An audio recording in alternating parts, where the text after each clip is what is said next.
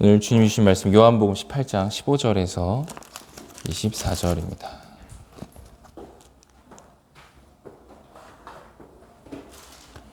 요한복음 18장 신약성경 178페이지 정도 보시면 있습니다. 18장 15절에서 24절입니다. 다 찾으셨으면 한 목소리로 믿음으로 합독하겠습니다. 시작. 시몬 베드로와 또 다른 제자 한 사람이 예수를 따르니 이 제자는 대제사장과 아는 사람이라. 예수와 함께 대제사장 집들에 들어가고 베드로는 문 밖에 서 있는지라. 대제사장을 아는 그 다른 제자가 나가서 문 지키는 여자에게 말하여 베드로를 데리고 들어오니 문 지키는 여종이 베드로에게 말하되 너도 이 사람의 제자 중 하나가 아니냐 하니 그가 말하되 나는 아니라 하고 그때가 추운 고로 종과 아랫사람들이 불을 피우고 서서 쬐니 베드로도 함께 서서 쬐더라. 대제사장이 예수에게 그의 제자들과 그의 교훈에 대하여 물으니 대답하시되 내가 드러내놓고 세상에 말하였노라. 모든 유대인들이 모이는 회당과 성전에서 항상 가르쳤고 은밀하게는 아무것도 말하지 아니하였거늘 어찌하여 내게 묻느냐. 내가 무슨 말을 하였는지 들은 자들에게 물어보라. 그들이 내가 하던 말을 아느니라. 이 말씀을 하심에 곁에 섰던 아랫사람 하나가 손으로 예수를 쳐 이르되 네가 대제사장에게 이같이 대답하느냐 하니 예수께서 대답하시되 내가 말을 잘못하였으면 그 잘못한 것을 증언하라. 바른 말을 하였으면 네가 어찌하여 나를 치느냐 하시더라. 안나스가 예수를 결박한 그대로 대제사장 가야바에게 보내니라. 아멘. 하나님 아버지, 주님께서 그 겟세마네 동산에서 잡혀가신 모습을 봅니다.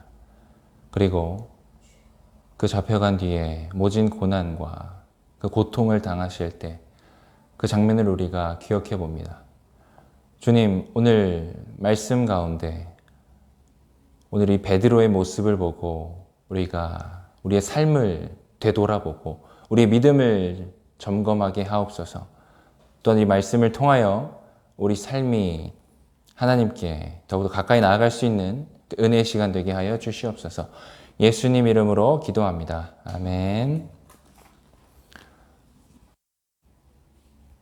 오늘 교회 나왔다라고 합니다. 우리는 주로. 교회를 우리는 사람들에게 다니냐고 많이 묻죠. 교회 다니세요? 묻습니다. 그런데 예수님께서 우리는 교회를 다니라고 하신 게 아니라 교회가 되라고 말씀하셨습니다. 우리가 교회를 다니다 보면 우리가 주일날 이렇게 예배 자리에 나오다 보면 뭔가 그래도 나는 예수 믿는 사람이 된 것 같아요. 오늘 이렇게 뭔가 유진자매가 대표 기도도 하고 내가 기도를 준비하고 오늘 성경책을 보면서 그래도 내가 주일날 교회도 나오고 기도도 하고 뭔가 사람들하고 예수님에 대한 얘기도 나누면서 그러다 보면 나도 뭔가 크리스찬이 된 것 같고 예수를 믿는 사람이 됐다고 우리가 스스로를 여길 때가 많습니다. 그런데 오늘 우리가 삶을 뒤돌아봤을 때 갑작스러운 고난이 오거나 갑작스러운 위험이 닥치거나 내가 예상치 못한 문제가 발생됐을 때 우리의 믿음은 해변의 모래알같이 순식간에 사라지는 우리의 모습을 보게 됩니다. 저 또한 그렇고요. 오늘 이 베드로의 모습을 보면서 우리의 믿음을 어떻게 세워나가야 될지, 과연 나는 그리스도의 제자가 맞는지 같이 나눠보는 시간 되면 좋겠습니다. 먼저 18장 15절 16절입니다. 시작. 시몬 베드로와 또 다른 제자 한 사람이 예수를 따르니 이 제자는 대제사장과 아는 사람이라. 예수와 함께 대제사장 집들에 들어가고 베드로는 문 밖에 서 있는지라. 대제사장을 아는 다른 제자가 나가서 문 지키는 여자에게 말하여 베드로를 데리고 들어오니. 자, 지난주 말씀에 예수님께서 잡히시죠? 예수님을 잡으러 온 군사들과 가룟 유다를 통해서 잡히십니다. 잡히고 지금 끌려오신 거예요. 지금 군사들에게 포박을 당해서 안나스 그 집으로 지금 끌려온 상황입니다. 그리고 오늘 여러분이 주의 깊게 보셔야 할 인물은 베드로입니다. 오늘 베드로가 어떤 행동을 보이고 어떤 말을 하는지 집중해서 보시길 바랍니다. 15절을 보겠습니다. 자, 예수님이 체포당하시고 안나스 집에 끌려오는 동안 제자들은 어떻게 됐죠? 예수님께서 다 가게 하라. 이 말을 듣자마자 제자들은 기다렸다는 듯이 다 도망갔어요. 어떤 기록에는 발가벗고 도망간 제자도 있다고 해요. 그만큼 급박한 상황이었죠. 200명이 넘는 군사가 덤벼오니까 너무나 무서운 나머지 예수님, 나의 스승님이 말씀하시니까 이때는 다들 제일 순종을 잘한 것 같아요, 제자들이. 예수님의 말씀 중에. 그래서 다 도망갑니다. 그런데 단 두 사람, 15절에 베드로와 제자 한 사람만이 예수를 따랐다고 했어요. 이 제자 한 사람은 많은 학자들이 요한을 얘기합니다. 사도 요한이다 라고 많이들 얘기하고 있습니다. 그런데 어떻게 사도 요한이 따라갈 수 있었을까요? 그리고 재밌는 건 15절 보세요. 이 제자는 대제사장과 아는 사람이라고 합니다. 자, 사도 요한은 그냥 갈릴리 시골의 어부예요. 근데 어떻게 대제사장을 안다고 할까요? 놀랍죠? 대제사장은 지금으로 따지면 약간 대법원장? 엄청 높은 사람이에요. 이 나라의 법을 좌지우지하는 넘버원 대장입니다. 대제사장이. 그만큼 힘이 엄청 센 사람이에요. 정치적인 거 빼고 다 할 수 있었던 거예요. 로마가 할 수 있는 거 빼고. 그리고 로마 정부도 이 대제사장, 그리고 공회, 이 사내들인 공회가 나오는데 여기에 다 일임을 했어요. 유대에 관한 건 너희들이 알아서 해라. 그러니까 사람을 재판하고 벌을 주고 하는 것도 이 사내들이 공회에서 다 결정하는 거예요. 그걸 누가 가장 망치를 치면서 결정한다고요? 대제사장이 결정하는 거예요. 그만큼 힘이 센 사람인데 여기 예수님의 제자 중 하나인 사도 요한이 대제사장을 안다고 했어요. 그러니까 일개 시민이 어떻게 대법원을 알까요? 여러분 중에 혹시 검사, 판사 아는 분 있습니까? 없죠? 그만큼 우리는 쉽게 만나볼 수도 없어요. 근데 이 어부가 안다고 합니다. 그래서 많은 사람들이 뭐라고 하냐면 요한의 아버지 세베대가 생선을 팔았기 때문에 예루살렘이라는 그 메인 도시에 가서 생선을 팔아야 됐어요. 그렇기 때문에 대제사장의 그런 밑에 사람들하고도 연계가 돼서 생선 거래를 해야 됐기 때문에 그래서 요한도 대제사장을 알게 된다라고 많이들 얘기를 하고 있어요. 그럼 그 사도 요한이 대제사장을 알고 있는 상황이에요. 그래서 사도 요한과 베드로가 이 대제사장 집까지 따라갑니다. 그런데 16절을 보세요. 베드로는 어디 있습니까, 지금? 문 밖에 서 있는지라. 베드로는 문 밖에 서 있었어요. 여러분, 이 마테마가 누가 세복음서 중에 이 제자들, 베드로와 요한이 예수님이 겟세마네 공원에서 잡히신 뒤에 끌려가셨어요. 끌려가는 동안 이 두 사람이 어떻게 예수님을 따라갔는지 한번 볼까요? 누가복음 22장 54절입니다. 다시 앞쪽으로 136페이지 정도 가시면 있어요. 22장 54절 누가복음 시작. 예수를 잡아 끌고 대제사장의 집으로 들어갈새 베드로가 멀찍이 아니라, 그러니까 멀찍이 써서 따라갔다는 거예요. 물론 다른 제자들처럼 도망가진 않았어요. 예수님께서 다 가게 하라 했을 때 다 도망갔는데 그래도 베드로는 도망가지 않았습니다. 우리가 생각을 해볼 수 있습니다. 그는 그래도 말고의 귀를 잘랐어요. 대제사장의 종인 말고의 귀를 잘랐어요. 예수님을 지켜야 하는 어떤 그런 강직한 마음으로. 그렇게 소란을 많이 피웠지만 다 가게 하라는 그 말씀을 듣고 예수님이 체포되는 동안 약간 베드로는 좀 애매했던 거죠. 내가 여기서 도망가기도 좀 그렇고 어정쩡한 상황에 있었던 거예요. 그리고 나름 예수님을 대변한다고 해서 칼로 말고의 귀를 자르기도 하고 먼저 나서서 막 군사들 앞에서 예수님 앞에서 했는데 그러니까 좀 어정쩡한 상황에 놓이다 보니까 일단 예수님을 따라간 거예요. 그런데 어떻게 따라갑니까? 멀찍이 따라갔다는 거예요. 그러니까 저 멀리 예수님이 수백 명의 군사들에 붙잡혀서 끌려가실 때 이 베드로는 저 뒤에서 숨어서 들키지 않게 따라갔다는 거예요. 예수님을. 어쨌거나 따라는 갔죠. 근데 문제는 이렇게 멀찍이 따라가면 어떻게 돼요? 만약에 저 군사들이 베드로를 발견했어요. 그럼 베드로는 멀리 있으니까 쟤 예수의 제자 아까 봤던 걔 아니야? 했을 때 베드로가 만약에 예수님 바로 뒤에 쫓아갔다면 그냥 그대로 잡혔겠죠. 도망도 못 가고. 근데 지금 베드로는 상당히 멀리 떨어져 있습니다. 이 상황에서 군사들이 발견해도 베드로는 충분히 도망갈 수 있었죠. 충분히 그 거리를 확보하고 쫓아갔다는 거예요. 베드로는. 내가 들키더라도 저들한테 멀리 떠나갈 수 있는, 도망가더라도 충분히 탈출할 수 있는 그 정도 거리에 서서 따라갔다는 겁니다. 큰 위험이 닥치면 언제든 등을 돌릴 수 있는 그 정도 위치에서 예수님을 따라갔다는 거예요. 물론 예수님을 떠나진 않았습니다. 그런데 그 사람들은 결국 어떻게 해요?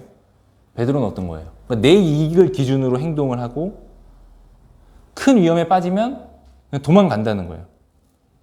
어쩌면 지금 이 시대 우리가 지금 나오고 있는 이 교회들이 예수님을 바로 옆에서 따라간 게 아니라 멀찍이 베드로처럼 따라가서 능력이 없는 건 아닙니까? 모세가 구약시대 때 하나님을 믿을 건지 안 믿을 건지 택하라고 했어요. 우리는 여러분 신앙을 분명히 해야 됩니다. 여러분이 이 자리에 나왔지만 우리는 세상과 양다리를 걸치면 안 돼요. 우리의 신앙은 분명한 결정을 해야 됩니다. 모세가 얘기를 했던 것처럼. 세상과 양다리를 하면 어떻게 돼요? 제자들처럼 되는 거죠. 지금 베드로 세상과 걸치고 있는 거예요. 예수님을 따라가자니 뭔가 너무 무섭고 위험하고 내 삶이 죽을지도 모르겠고, 그런데 예수님의 제자니까 또 안 따라갈 수는 없고, 나름 뭔가 양당 간에 잘 조율을 한 거예요. 본인이 그냥 적당히 예수님을 따라가게 된 거죠. 우리가 코로나 시대 때는 여러분 신앙생활하기가 되게 좋았죠. 코로나 시대 때는 교회에 모이기가 어려웠잖아요. 그러니까 누가 선뜻 왜 교회 안 나와? 교회 나와야지 물어보는 사람이 없죠. 그렇죠. 누가 신앙생활을 점검하는 것도 아니고 그냥 각자 그냥 모니터로 예배드리고 굉장히 편한 신앙생활을 했습니다. 어쩌면 우리도 베드로처럼 예수님을 버리진 않았지만 그렇다고 예수님을 막 따라가는 것도 아니고 그냥 적당한 신앙생활을 예수님과 유지하고 있는 건 아닌지 고민해 볼 필요가 있습니다. 자, 말씀을 계속 볼게요. 16절을 보시면 이제 요한이 같이 얘기를 하죠. 요한이 얘기를 합니다. 베드로는 문 밖에 서 있어요.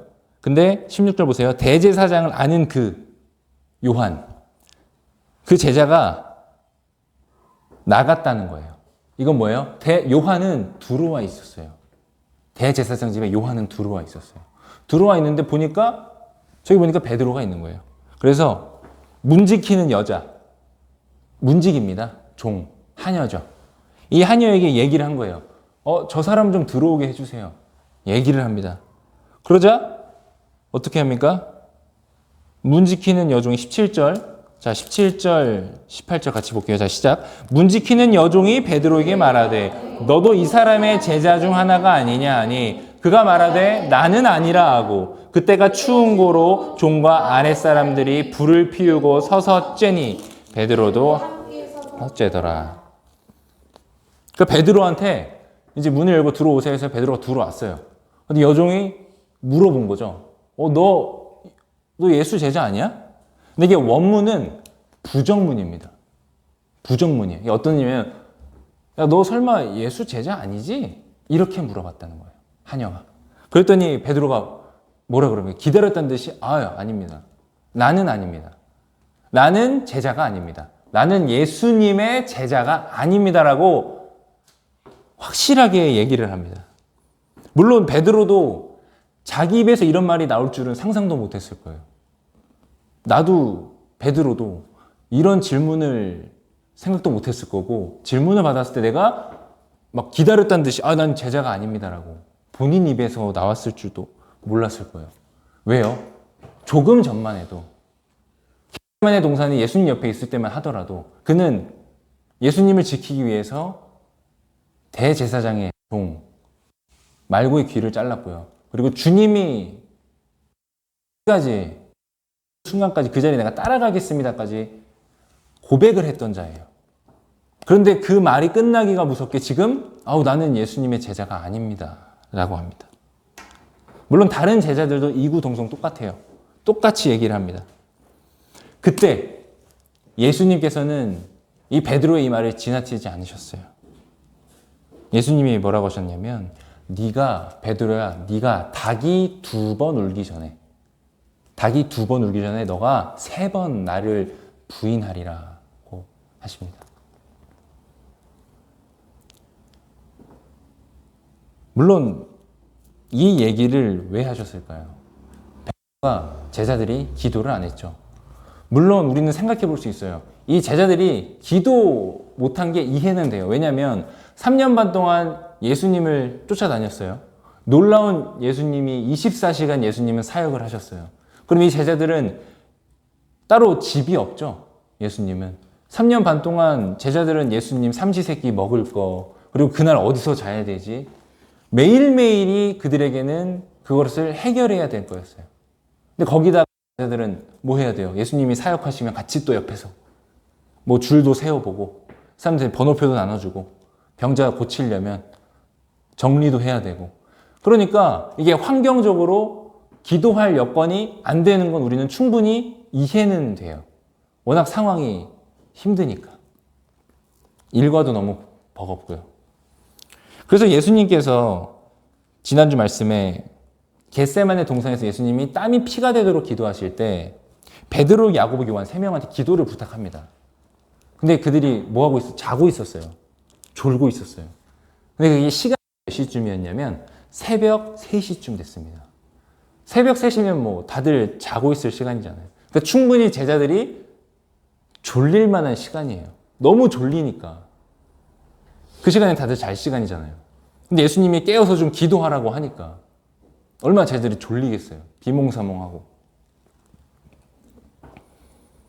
그러다 이렇게 공개적으로, 여러분, 베드로가, 예수님의 제자란 베드로가 공개적으로 사람들 앞에 나는 예수님의 제자가 아닙니다라고 말한 건 이건 좀 상황이 다른 거예요.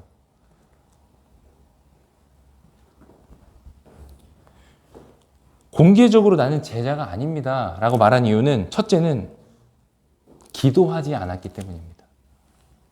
예수님께서 베드로한테 기도하라고 했을 때, 기도하란 말을 우리 성경에는 뭐 몇 번 안 나오지만 예수님 따라다녔을 때 예수님이 수백 번, 수천 번은 말씀하셨겠죠. 제자들한테.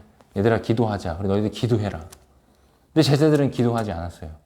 그러다 보니까 본인의 육신의 감정대로, 행동대로, 이성의 생각대로 움직이고 반응을 했죠. 그래서 베드로가 어떤 행동을 했습니까? 감정적으로 행동해서 말고의 귀를 자르고 칼로 휘두르고, 그리고 예수님이 잡혀갔을 때 지금 멀찍이 따라가면서, 생각해 보세요. 여종이 그냥 하녀입니다.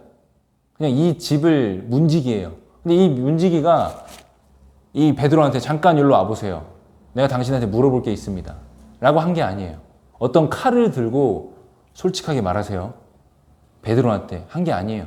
뭐 신문을 하거나 그런 게 아니에요. 그냥 문 열고 오면서 딱 보니까 근데 당신은 예수님의 제자가 아니죠? 설마 아니죠? 이 정도로 물어본 거예요. 그냥 편하게. 근데 베드로는 그거에 어떤 반응을 했습니까? 나는 예수님의 제자가 아닙니다. 라고? 여러분, 이 대답은요, 진실한 대답입니다. 베드로의 솔직한 마음을 베드로는 입술로 고백을 한 거예요.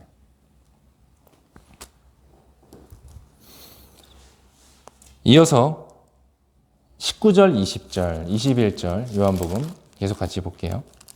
19절에서 21절 시작. 대제사장이 예수에게 그의 제자들과 그의 교훈에 대하여 물으니 예수께서 대답하시되 내가 드러내놓고 세상에 말하였노라.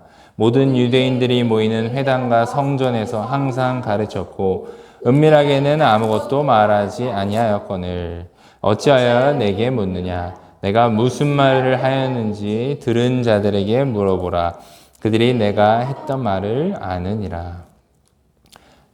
여러분 이 성경책의 빨간색 글씨는 예수님이 직접 육성으로 말씀하신 걸 적으신 겁니다. 그러니까 빨간색으로 표시된 건 예수님이 말씀하신 거라고 생각하시면 돼요. 자, 베드로가 들어왔습니다. 들어와서 17절에 나는 제자가 아닙니다 라고 해요. 그리고 나서 18절에 그때가 추운 고로라고 합니다. 시기상 6월절이에요. 4월, 5월 정도입니다. 뭐 이스라엘 가보신 분들은 아시겠지만 4월, 5월의 밤은 이스라엘 지역은 되게 추워요. 이 밤에 되게 춥기 때문에 18절에 불을 피우고 다 같이 서서 이렇게 쬐고 있었던 상황이에요. 베드로도 이제 대제사장의 집에 이제 쭈뼛쭈뼛 들어와서 눈치 보면서 옆에서 이제 불을 쬐고 있었던 상황이죠. 물론 베드로가 온기는 느껴졌을 거예요. 그런데 저기 계시는 예수님은 바라보지 못했을 겁니다. 아마 보기가 두려웠겠죠. 예수님의 난 제자가 아니라고 이미 부인을 했기 때문에. 육신은 따뜻했지만 나중에 그 시선을 예수님의 시선을 피한 것으로 우리는 볼 수 있습니다. 이때 또 한 사람이 물어봅니다. 불을 쬐고 있는 와중에 또 한 사람이 물어봐요. 그 상황은 마태복음 26장 74절, 75절에 잘 나와 있습니다. 다시 앞쪽 48페이지 정도로 신약성경 보시면 나옵니다. 자, 74절, 75절입니다. 마태복음 26장 시작. 그가 저주하며 맹세하여 이르되 나는 그 사람을 알지 못하노라 하니 곧 닭이 울더라. 이에 베드로가 예수의 말씀에 닭 울기 전에 내가 3번 나를 부인하리라 하심이 생각나서 밖에 나가서 심히 통곡하노라.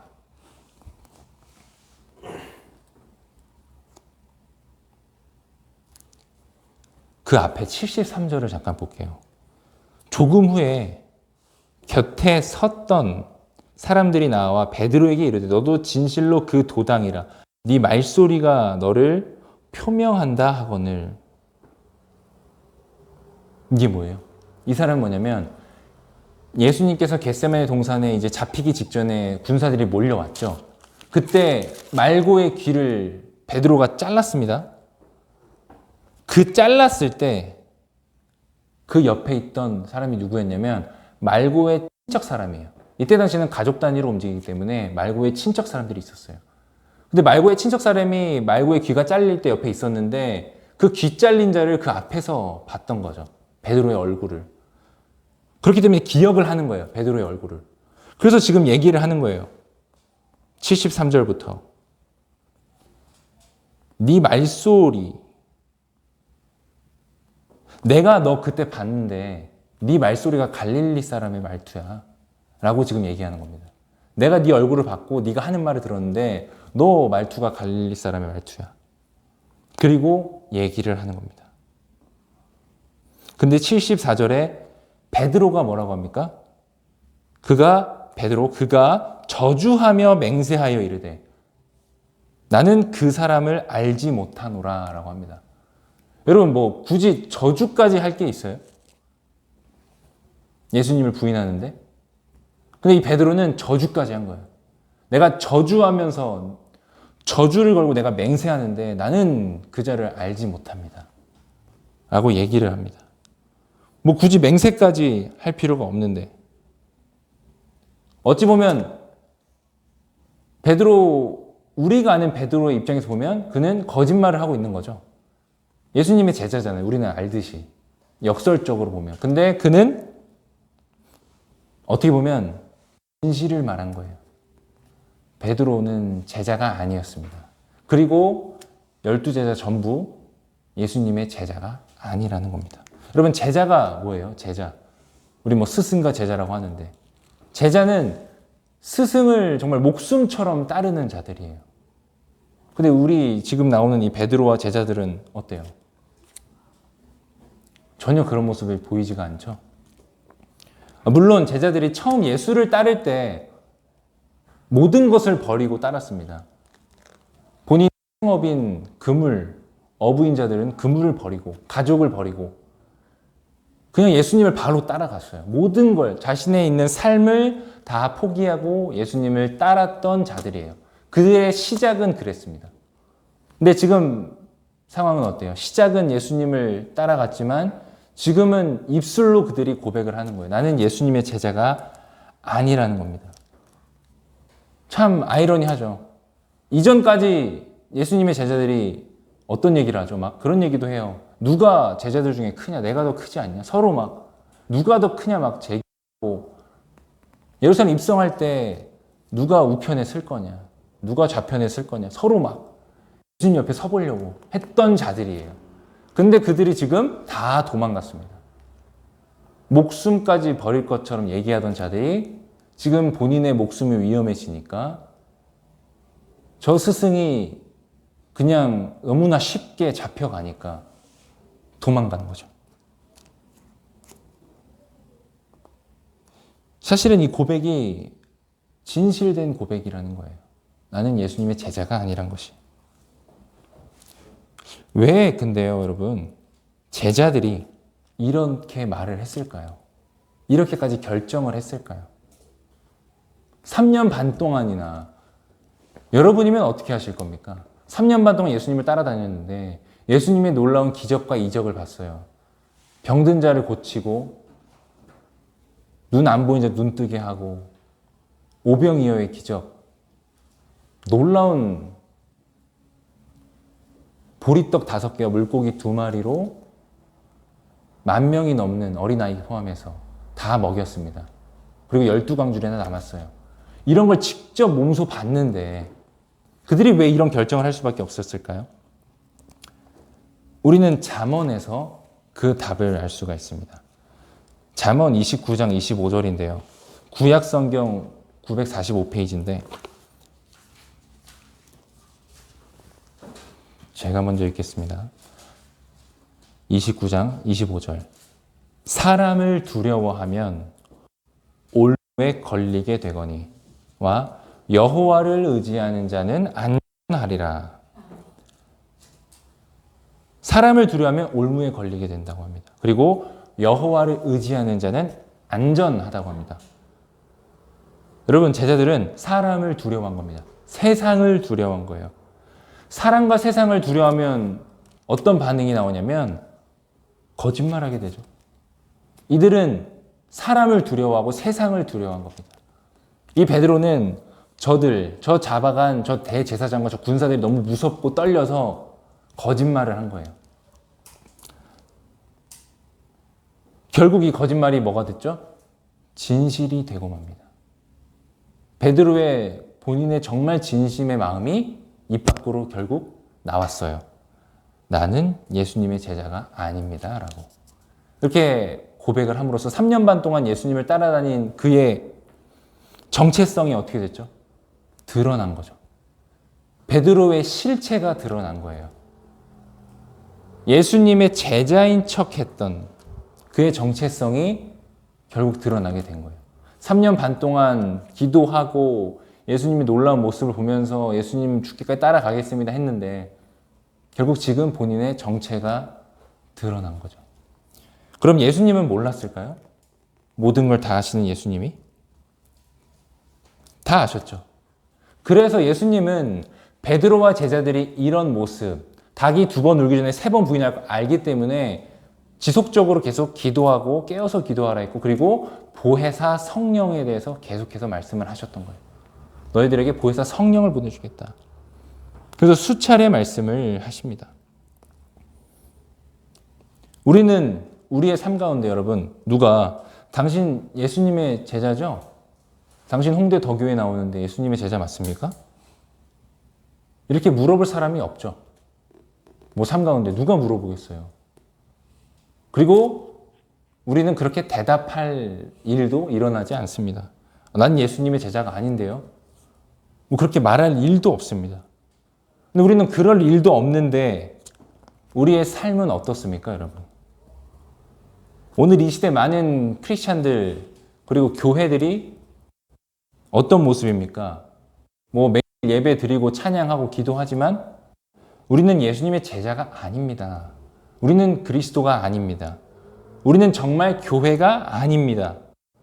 이렇게 얘기하는 일상의 삶이 얼마나 있습니까? 하루에 몇 번 그렇게 하십니까? 뭐 저도 실제로 그렇게 할 때가 있습니다. 큰 위기가 있는 것도 아닌데 내 삶에 어떤 큰 손실이 일어나 뭔가 어려운 내가 뭔가 피부로 와닿는 그 정도의 고통도 아니에요. 그냥 요만한 아주 요만한 고통인데도 나는 그리스도가 아닙니다. 여러분 그렇게 행동하고 있지 않습니까? 한번 여러분의 삶을 되돌아보시기 바랍니다. 그러면 언제 베드로가 진짜 제자가 됩니까, 여러분? 언제 베드로가 진짜 제자가 됩니까? 언제? 성령을 받고 나서. 성령을 받고 나서 베드로는 진짜 제자가 됩니다. 사도행전 2장 14절에 베드로의 모습을 보겠습니다. 188페이지 신약성경. 요한복음 그 다음이에요. 저희 말씀 그 다음 거.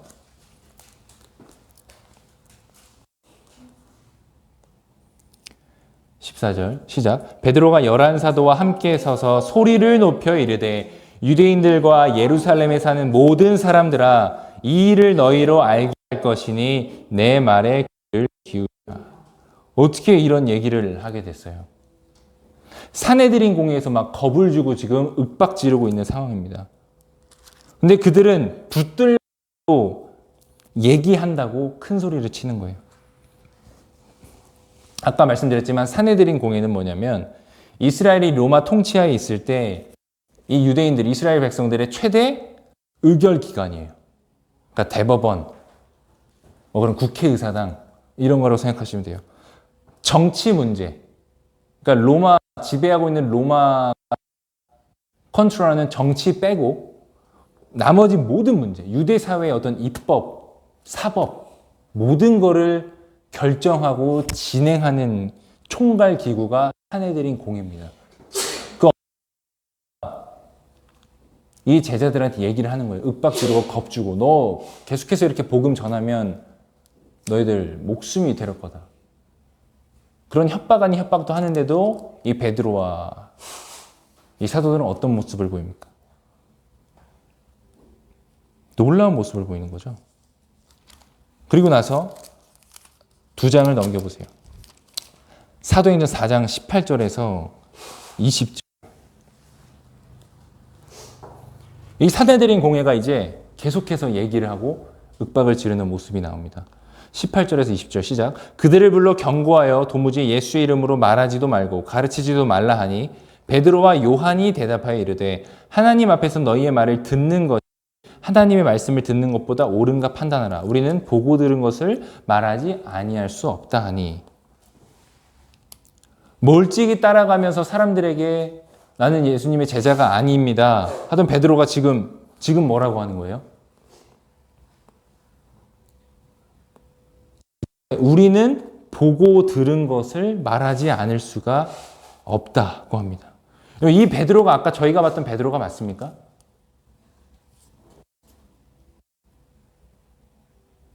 완전 다른 사람이죠.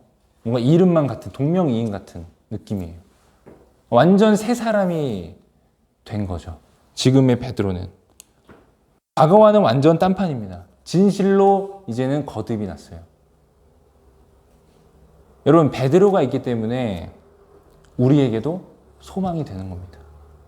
이런 베드로의 모습이 있기 때문에 우리에게도 소망이 되는 거예요. 나는 예수님의 제자가 아닙니다라고 했던 베드로가 성령을 받아 거듭나서 내가 이걸 전하지 아니할 수가 없다 라고 말한 것처럼 그 베드로의 모습 가운데 우리에겐 소망이 있다는 겁니다. 베드로 성령 받기 전에 어땠어요, 여러분? 육신, 베드로의 몸은 예수님 옆에 있었죠. 물론 3년 반 동안 예수님 옆에서 직접 같이 먹고 자고 생활을 같이 했습니다. 근데 모습은 어땠어요? 물론 같이 예수님 옆에 있었지만 예수님과 멀리 떨어져 있었죠. 지금 예수님 잡혔을 때 멀리 떨어져 있었어요. 분명 3년 동안 같이 먹고 자고 했는데 예수님이 잡히니까 멀리 떨어져 있었어요. 이 베드로는 자신의 욕망을 따라서 살았던 사람이에요. 자기의 욕심대로. 그런 옛 모습. 지금 여러분과 저와 하나도 다를 바가 없는 모습이죠. 물론 우리가 이 시대에 베드로처럼 제자가 아니다 라고 뭐 누구한테 말할 일도 없겠지만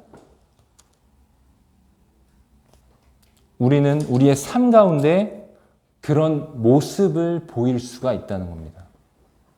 예수님의 제자가 아닙니다라는 우리의 어떤 행동이나 주변 사람들의 관계 가운데. 그럼 예수님이 너무나 슬퍼하신다는 거죠. 그리고 하나님께서 탄식과 분노로 우리를 바라보신다는 겁니다.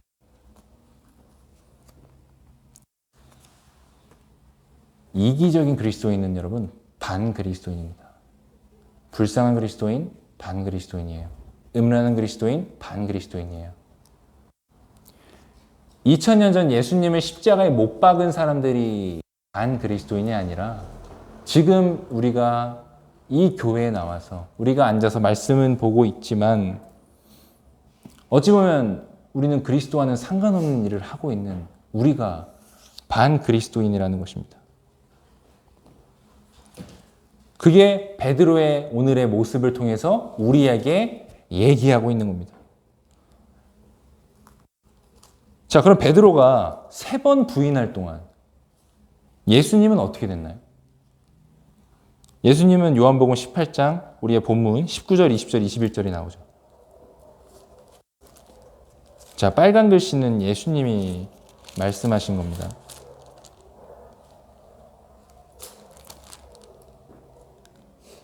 예수님께서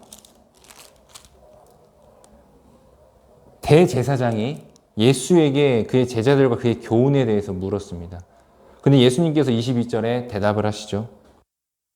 드러내놓고 세상에 말하였느라 모든 유대인들이 모이는 회당과 성전에서 항상 가르쳤고 은밀하게는 아무것도 말하지 아니하였거든. 어찌하여 너가 내게 묻느냐? 그들에게 물어보라 라고 하십니다. 예수님을 체포한 자들, 대제사장들과 그들의 관심사는 뭐예요? 19절에 보셨듯이 예수님의 무리는 도대체 얼만큼이고 도대체 그 예수라는 자가 어떤 걸 가르친 거야? 도대체 어떤 교훈을 가르쳤길래 예수를 이렇게 사람들이 미친 듯이 따르는 거야? 이게 관심사였던 거예요. 근데 예수님은 20절, 21절에 그 물음에는 대답을 안 하십니다. 그리고 뭐라고 하십니까?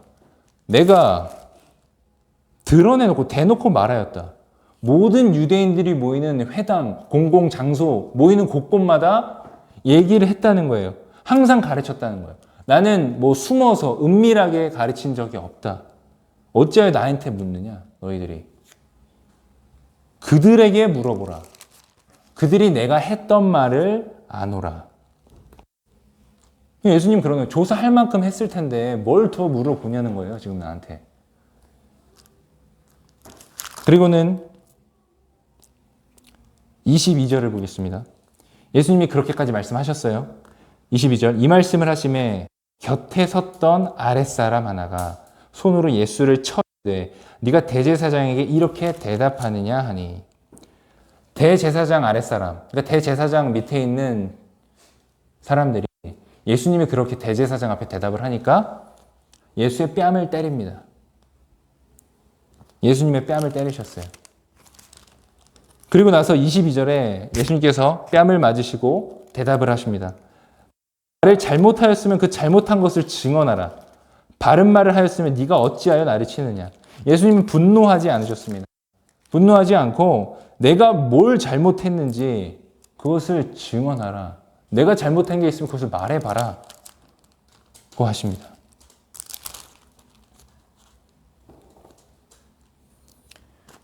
여러분, 이 요한복음의 저자 사도 요한은 오늘 이 18장을 보시면 대제사장이었던 안나스, 이 집이죠. 이 집주인 안나스가 직접 한 말은 하나도 기록을 안 했어요. 잘 보시면 안나스가 한 말은 하나도 기록이 안 돼 있어요. 그냥 그 밑에 사람들 얘기한 것들, 그리고 예수님에 대한 어떤 신자들에 대한 말을 하나도 바르게 기록을 안 했습니다. 왜 그랬을까요? 예수님은 이미 이 재판에 대해서 하나도 기대치가 없으셨다는 거예요. 하나도 뭐 기대할 것도 없고 이미 다 알고 있었기 때문에 그냥 따라가신 거예요. 끌려가신 거예요. 여러분, 이 재판은 뭐냐면 판결 결과를 이미 결정을 해놓고 집행을 한 사건입니다. 이미 예수님을 사형을 하기 위해서 사형을 자기네들에게 결정해놓고 이제 어쨌거나 뭔가 재판 같은 건 해야 되니까 그런 형태만 구성을 한 거예요. 불법 재판이죠. 누가 재판을 여러분 이 밤에 합니까? 아무도 없는데, 보는 사람도 없는데, 본인네들끼리. 그리고 증인도 없어요. 증인도 없어요. 그래서 예수님께서는 너희들이 내가 잘못한 것이 있다면 너희들 법에 따라서 증인을 세워놓고 신문하는 게 마땅하지 않냐 말씀을 하시는 거예요. 예수님은 오늘 이 재판을 통해서 그들의 불법성을 드러내셨습니다. 그리고 사도 요한은 오늘 이 요한복음을 통해서 말씀한 게 뭐냐면, 얘기하고자 하는 게 뭐냐면 이 재판의 불법성을 드러내고자 했다는 거예요. 말이 안 되는 재판인 거죠. 한마디로. 결국 안나스는 어떻습니까? 안나스 본인 집에서. 이게 결론이 안 나니까 이제 자기의 사위 가야바에게 이제 보냅니다. 그러고 나서 이야기는 계속해서 이어집니다. 여러분, 오늘 우리 18장 이 요한복음에서 우리가 주목해야 될 것은 그들이 불법적으로 저지른 것에 주목하기보다는 베드로가 세상을 향해서 말했던 그 모습, 나는 예수님의 제자가 아닙니다. 공개적으로 제 입으로 말한 것, 어찌 보면 우리의 고백과도 일치하는 부분이 있다는 겁니다. 그래서 우리는 좀 심각하게 우리 스스로를 돌아봐야 된다는 거예요. 저와 여러분이 일상을 살면서 대놓고 나는 예수님의 제자가 아닙니다 라고 뭐 말하진 않겠지만, 우리가 살아가는 매일의 삶의 행태와 모습, 우리의 행동 거지들이 어찌 보면 그 모든 것들이 나는 그리스도인이 아닙니다. 나는 교회가 아닙니다. 나는 예수 믿는 자가 아닙니다. 나는 그리스도와는 상관없는 사람입니다. 라고 우리 삶 가운데 우리가 나타내는 건 아닌지 우리 스스로 우리는 생각해 보셔야 됩니다. 이 시간 우리가 좀 기도하기를 원합니다. 여러분, 짧게 기도하기를 원하는데, 우리의 삶이 예수를 부인하는 것이 아니라 베드로가 성령을 받아서 다시 예수님을 내가 전하지 않고는 가만히 있을 수 없다라고 고백한 것처럼, 우리가 지금은 우리의 삶이 예수님의 제자가 아니라는 것을 은연중이나 혹은 우리 행동 가운데 나타나고 보여지겠지만, 우리가 다시 성령 안에서 베드로처럼 다시 한번 거듭나서 진정한 예수님의 참된 제자가 되게 해달라고 이 시간 기도하면서 주께 나아가겠습니다. 기도하겠습니다. 사랑과 은혜가 많으신 하나님 아버지, 베드로가 아버지 나는 예수님의 제자가 아닙니다라고 고백을 했을 때, 그것은 어찌 보면 역설적으로는 거짓말일 수 있지만 그것은 베드로의 진실의 대답이었습니다. 그의 정체성을 입술로 고백을 했습니다. 하나님, 이 주의 종이 아버지께 말씀을 전하고 삶을 살아갈 때에 베드로의 모습을 돌아봅니다. 저 또한 그런 모습이 너무나 많이 있습니다. 내가 주님을 찬양하고 예배하고 나의 삶 가운데 그렇게 살아가려고 하지만 어찌 보면 아버지 내가 사람을 두려워하고 세상을 두려워해서 베드로 입술로 나는 제자가 아닙니다라고 말은 안 하겠지만 나의 행동 가운데 아버지가 보시기에 참된 제자의 모습이 아닌지 이 시간 주님 앞에 고백합니다. 아버지, 그렇지만 베드로가 다시 그가 눈물로 애통하고 회개하여 성령을 받아 예수님의 참된 제자가 되듯이 저 또한 아버지 주의 참된 제자가 되기를 소망합니다. 오늘의 말씀 가운데 이 말씀을 내 마음에 새기고 성령의 역사를 통하여 다시 한번 참된 제자로서 남은 삶 가운데 주님을 드러내고 그 믿음의 길을 갈 수 있도록 주님 도와주시고 함께하여 주시옵소서. 알게 하여 주시옵소서. 하나님 아버지, 우리는 베드로를 비난하지 않습니다. 그 베드로가 또 다른 우리니까요. 하지만 예수님께서 부활하셔서 그 갈릴리 바닷가에 친히 찾아오셔서 베드로를 부르시고 숯불을 피우셔서 3번 물어보십니다. 그리고 베드로가 예수님을 사랑합니다라고 고백을 들으셨습니다. 주님, 어찌 보면 우리도 베드로 같은 모습을 보일 때가 있고 실수하고 넘어질 때가 있습니다. 그렇지만 주님, 그때마다 우리를 일으켜 세워주시고 우리를 사랑한다 말씀하신 주님, 그 주님을 우리가 따라가겠습니다. 그 은혜 가운데 우리를 채워 주시옵소서. 지금까지 온 것도 그리스도의 은혜요. 오늘 이 자리에 앉아있는 곳, 예배 있는 것도 주님의 은혜입니다. 앞으로 믿음의 길 끝까지 완주할 수 있게 우리를 인도해 주시고 은혜 가운데 함께 하실 줄 믿고 감사드립니다. 하나님, 우리가 삶 가운데 우리의 상황 가운데 실수할 수도 있고 베드로 같은 모습을 보일 때가 있습니다. 앞으로도 있을 겁니다. 그렇지만 그때마다 우리가 베드로가 눈물로 고백한 것처럼 우리도 주님 앞에 무릎 꿇고 눈물로 애통하고 눈물로 속죄하며 주님 앞에 기도로 나아갈 때 우리의 눈물을 기억하여 주옵소서. 우리의 눈물을 기억하시사 우리의 삶 가운데 하나님 이 믿음의 길 끝까지 완주할 수 있도록 함께하사 그 길을 인도하여 주시고 주의 능력의 손으로 우리를 붙들어 주시옵소서. 이 말씀 가지고 한 주 동안 주님과 함께 승리의 삶, 세상 가운데 이겨내는 삶, 아버지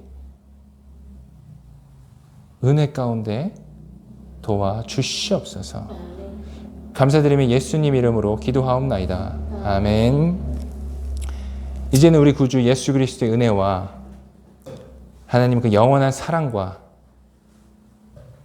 베드로에게 보이셨던 그 성령님의 놀라운 역사가 오늘 이 자리에 참된 제자로 나아가기를 소망하는, 또한 그 길을 가기 위해 눈물로 애통하며 나아갈 모든 그리스도의 자녀들 한 명 한 명 머리 위에, 이 교회 위에 지금으로부터 영원토록 함께 계시기를 간절히 축원하옵나이다. 아멘.